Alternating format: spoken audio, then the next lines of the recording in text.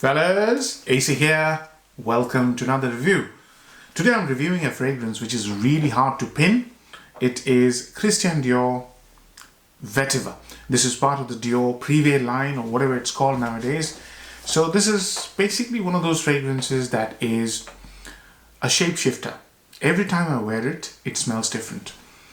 I've got a miniature bottle. It's a splash bottle, so I've already sprayed it. And I've had this miniature bottle in my collection for more than 4 years. So you can see how little I've used because it's quite a strong fragrance and it's very high quality, but I'll get to all that. When you first spray it, okay, let's start with the beginning. This was released in 2002. There's a rumor about that this has been discontinued. It actually hasn't been discontinued, but it's produced in limited quantities. So you have to either order it directly from the Dior website in France, or if you have a local Dior boutique, you can go and request them, and if they have that in stock, they can deliver it to you straight away or order it for you. They're not supposed to display it widely because this is limited production. That's the fact. I've verified it. Now let's talk about the fragrance. So 2002 release, François Dimachi.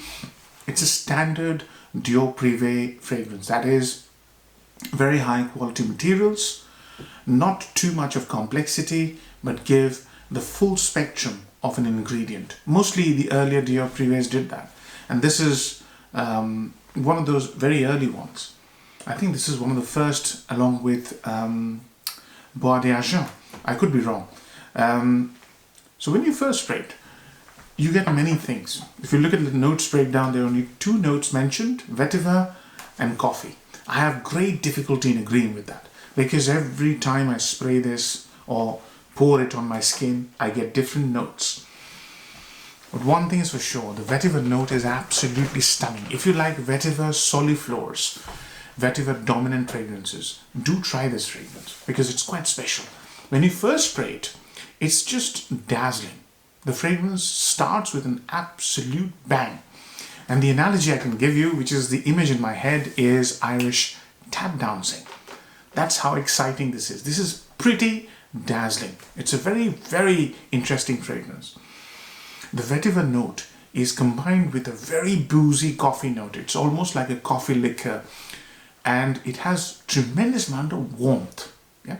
And the moment you spray it, it's just very obvious to you. It's warm, boozy vetiver. And the vetiver note in itself is very dark, the kind of note you would find in Chanel's Sycamore or Encre Noire, that kind of dark vetiver, dark green vetiver.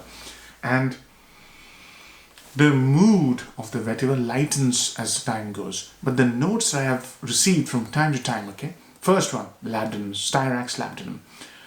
It's a note I smell when it's very warm out there. That's what I said at the start, yeah? This fragrance is very difficult to pin because it smells different when the weather is different. So when it's really warm out there, I smell Styrax labdanum. Now, if you know the smell, you will know that it's very nice, ambery, warm, resinous kind of a smell. You get that smell. Sometimes I smell oud. No skank, but oud. Definite oud in it.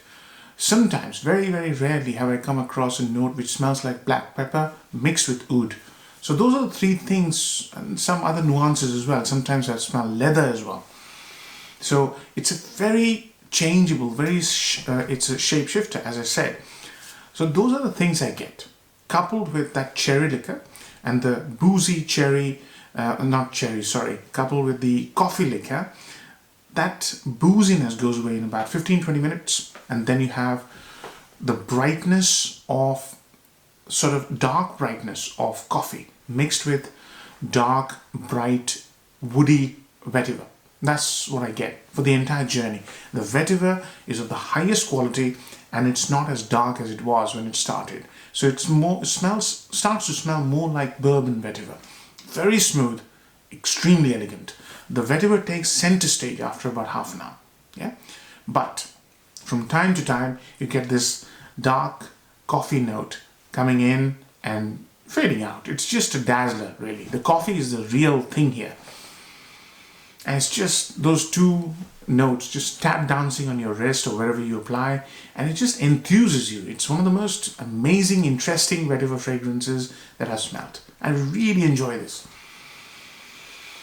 Really nice, very high quality. The vetiver is just stunning, absolutely stunning.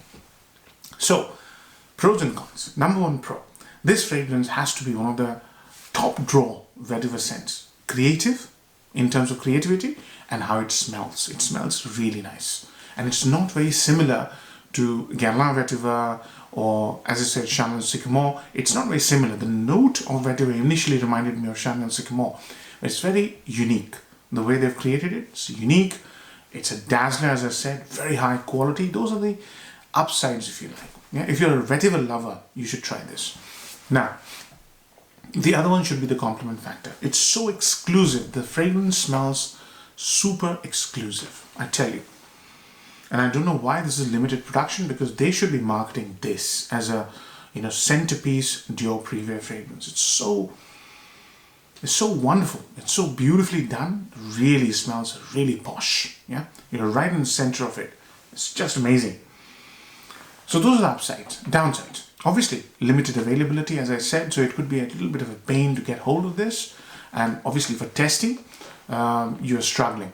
You need to really find some reliable decanter to get you a little decant for you to test. I was lucky. I scored this bottle a long time ago. Love it. So that's the downside. The other one should be the price point, right? It's a soliflor. It's vetiver dominant scent with some other notes I described. So for a vetiver soliflor, the market is completely jam-packed.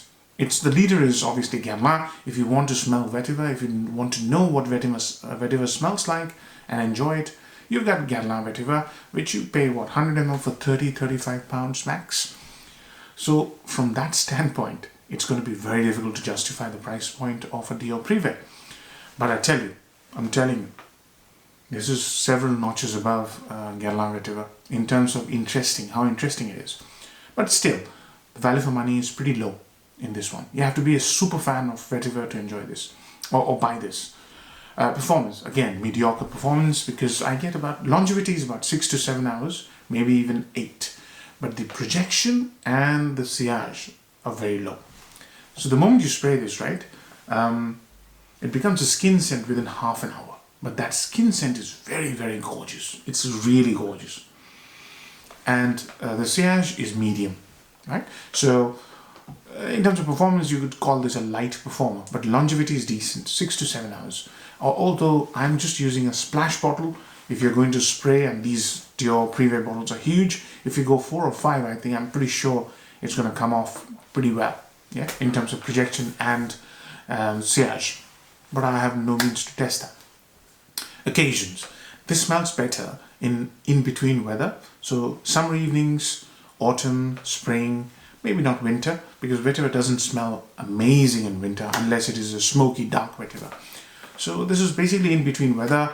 Occasions, I'd wear it to a black tie event quite easily. I'd wear it to a special job interview.